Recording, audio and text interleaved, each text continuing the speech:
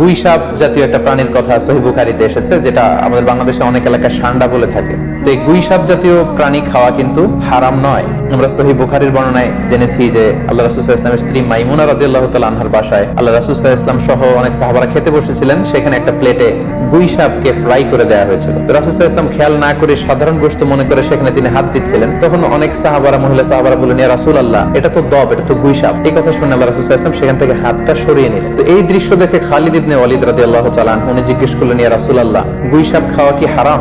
হারামুন আদ-দাব্বু ইয়া রাসূলুল্লাহ, আপনি যে হাত সরিয়ে নিলেন, গুই সাপ খাওয়া কি হারাম? আল্লাহ রাসূল সাল্লাল্লাহু আলাইহি ওয়াসাল্লাম বললেন যে না, গুই সাপ খাওয়া হারাম নয়, তবে আমি এটা খেয়ে অভ্যস্ত নই, আমাদের এলাকাতে এটা পাওয়া যায় না, এজন্য আমি এটা খাচ্ছি। তাহলে বোঝা গেল এক্ষেত্রে এটা রুচির সাথে সম্পৃক্ত। তো গুই সাপ হালাল বলে যে গুই সাপ আমাদেরকে খেতে হবে, সান্ডা আমাদেরকে খেতে হবে, এমন কোনো কথা নেই। আপনার যদি রুচিতে কুলায় আপনি খাবেন, আর রুচিতে যদি না আসে তাহলে আপনি খাবেন না। কোন স্কলাররা বলেছেন যে সাগরের প্রাণী খাওয়া তখন জায়েজ হবে যদি সেটা সবসময় সাগরে বসবাস করে, অর্থাৎ সেটা জলজ প্রাণী হতে হবে। কিছু সময় জলে থাকে, আবার কিছু সময় স্থলে থাকে, এ জাতীয় প্রাণী খাওয়া যাবে না। যেমন ব্যাঙের কথা ওনারা উল্লেখ করেছেন। আল্লাহ রাসূল সাল্লাল্লাহু আলাইহি ওয়াসাল্লাম ব্যাঙ হত্যা করতে নিষেধ করেছেন, আর যে প্রাণী হত্যা করা নিষেধ সেটা খাওয়াও নিষেধ। সো ব্যাঙ খাওয়া যাবে না।